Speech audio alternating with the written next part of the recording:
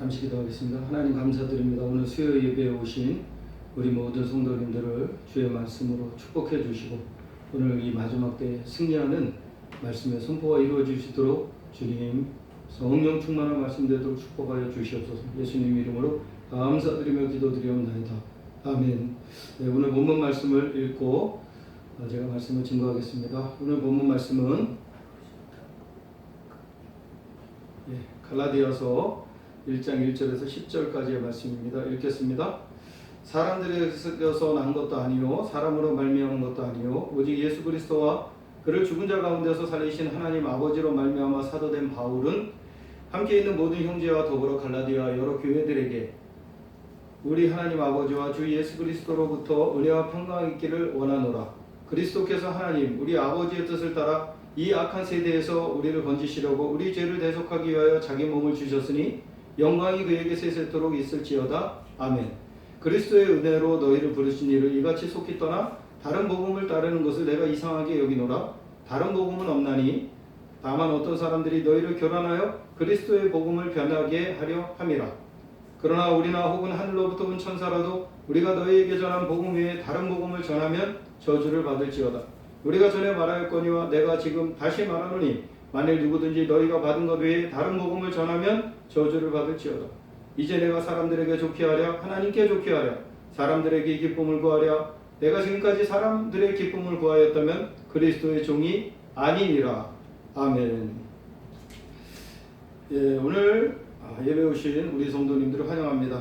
우리가 수요 예배를 이렇게 온라인으로도 지켜서 이 공예배를 지키고자 하는 것은 우리 하나님 앞에서 우리의 도리를 다하고자 노력하는 것 뿐입니다. 주님께서 또 우리 성도님들이 이 예배 통해서 은혜 받고자 하시는 분들에게 하나님께서 이 마지막 때에 합당한 크신 은혜와 축복을 베풀어 주시기를 바랍니다. 오늘 말씀은 갈라디아서입니다. 이 말씀은 제목이 참된 복음입니다. 이제 갈라디아서 말씀을 통해 은혜를 받고자 합니다. 이제 계속해서 갈라디아서 강해 설교가 진행되는데요. 이 갈라디아서는 루터가 가장 사랑했던 서신서 말씀이라고 하죠. 믿음으로 말미암는 구원을 외쳐서 종교 개혁의 대업을 이룬 루터에게 그 사명에 가장 알맞은 말씀이었기 때문이었습니다.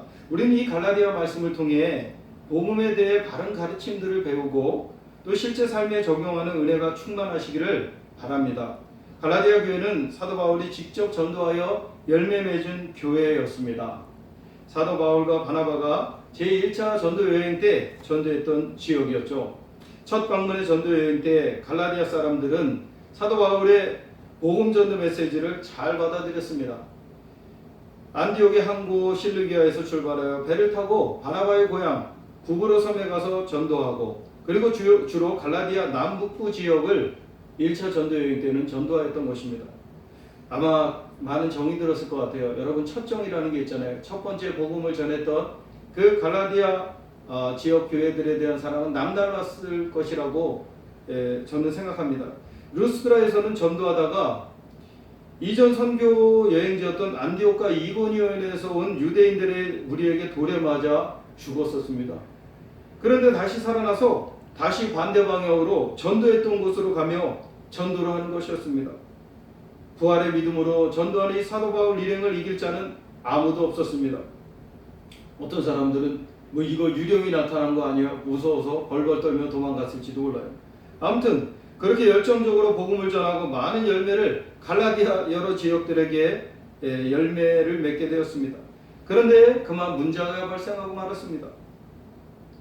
예루살렘에서 왔다고 하는 유대인 기독교인이라고 하는 자들이 사도 바울이 전한 복음이 잘못되었다고 주장하며 성도들을 이제 선동하기 시작했습니다.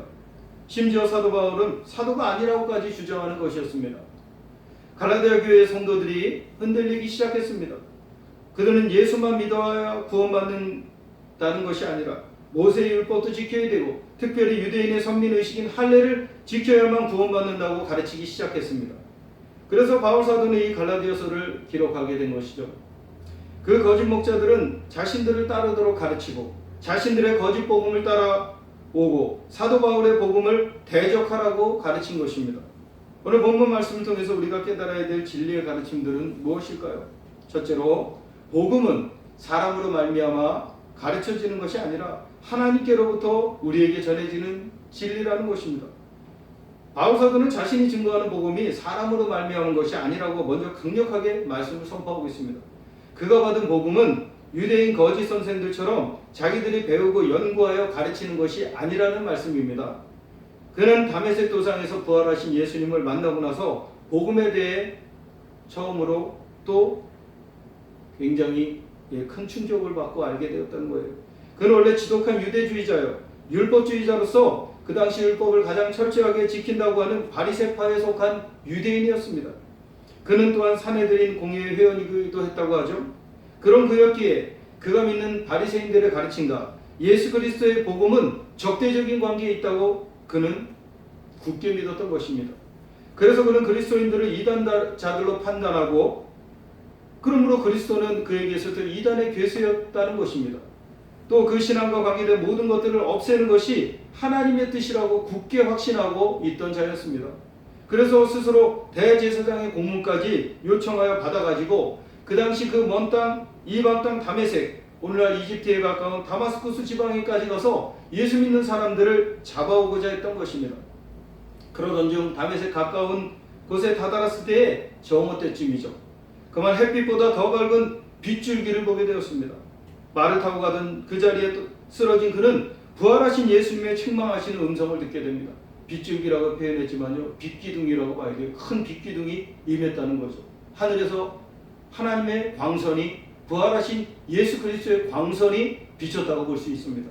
사울아, 사울아, 내가 어찌하여 나를 핍박하느냐 하시는 큰 음성이 들릴 때에 그가 니시 온 줄을 묻자, 나는 내가 핍박하는 예수라 라고 하시는 주님의 책망의 음성을 듣게 됩니다. 그런 가운데 가시체를 뒷발질하기가 내게 고생이니라 하시는 주님의 책망의 음성을 듣고 그는 이제 복음에 대해서 깨닫게 되는 것입니다. 그는 부활하신 주님을 직접 만남으로써 복음에 대해 깨닫게 된 자였습니다. 그리고 그 자리에서 이방인의 사도로서의 부르심을 받게 됩니다. 그가 믿던 유대교 율법주의 신앙이 잘못되었다는 것을 그는 너무나 처절하게 깨닫게 된 것입니다.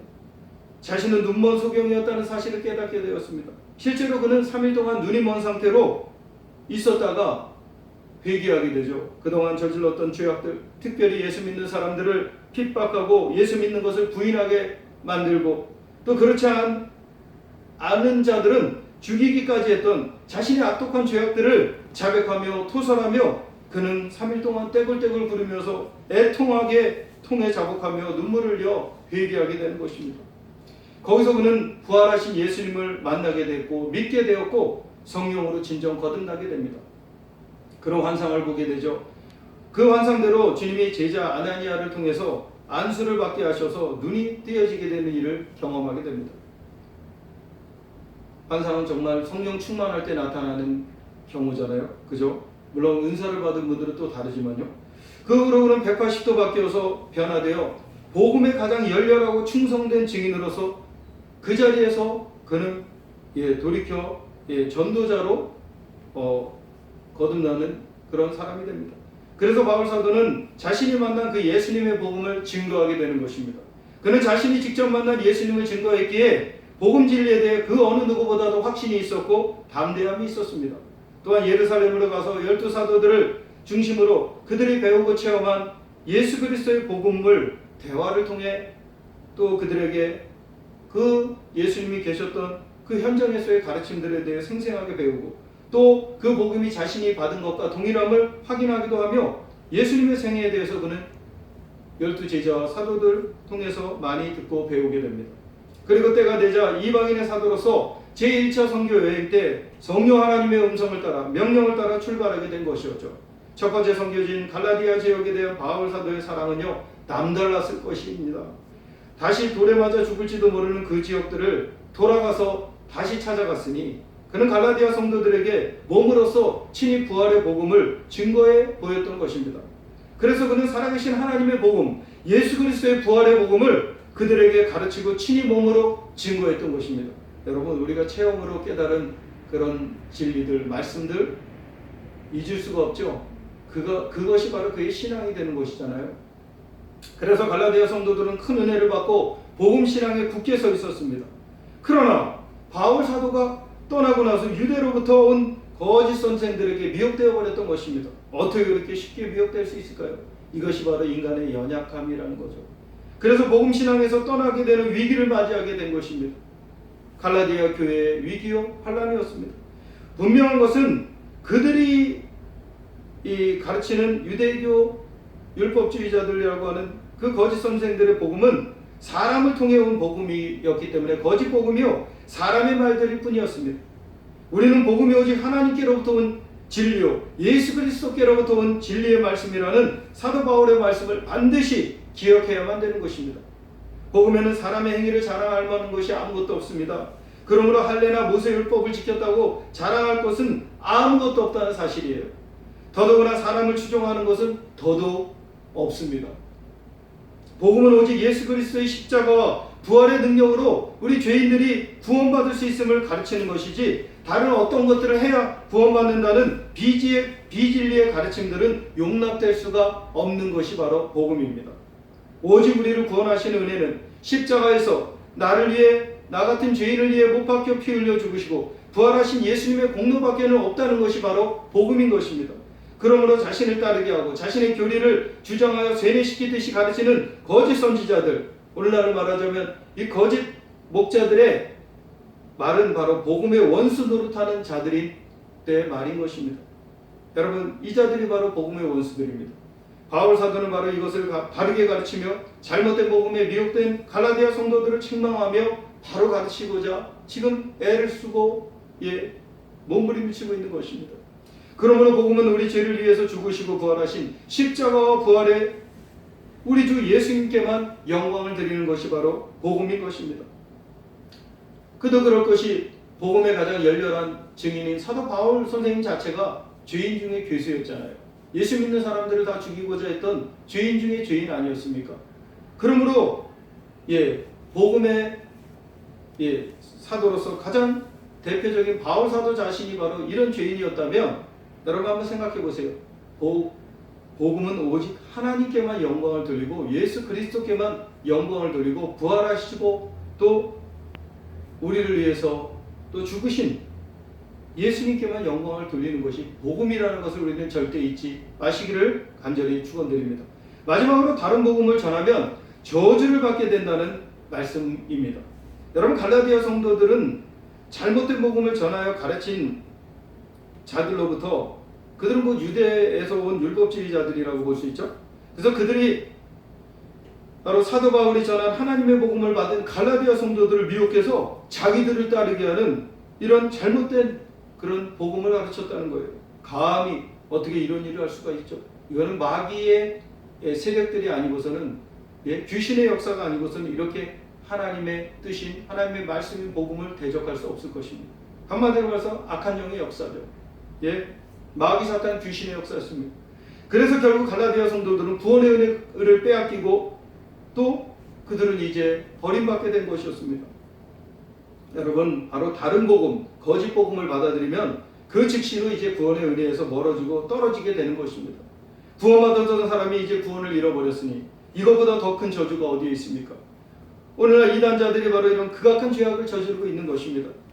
구원받은 성도들이 구원파 이단들에게 붙잡히고 여호와의 증인이나 하나님의 교회 장길자 이단, 박태선의 천부교, 이단 통일교 등 이런 기존 교단에서 이단이라 일컫고 또 다른 성도들도 이미 이단으로 깨닫고 있는 곳에 가서 다른 복음을 듣게 되면 그 복음을 받아들이게 되면 그는 구원을 잃어버리게 되는 비참한 신세가 되어버리고 만다는 것입니다. 그래서 바울 사도는 천사라도 그 누구라도 다른 복음을 전하면 저주를 받을 것이라고 무섭게 선포하는 것입니다. 여러분, 복음은 사람이 만들어낸 지어낸 이야기가 아닙니다. 인본주의적인 거짓된 가르침이 절대 아니라는 말씀입니다. 그러므로 복음은 사람의 비위를 맞추는 것이 아니요 바로 하나님의 뜻을 따라 하나님께 순종하는 그런 가르침의 진리가 그 말씀이 바로 복음인 것입니다.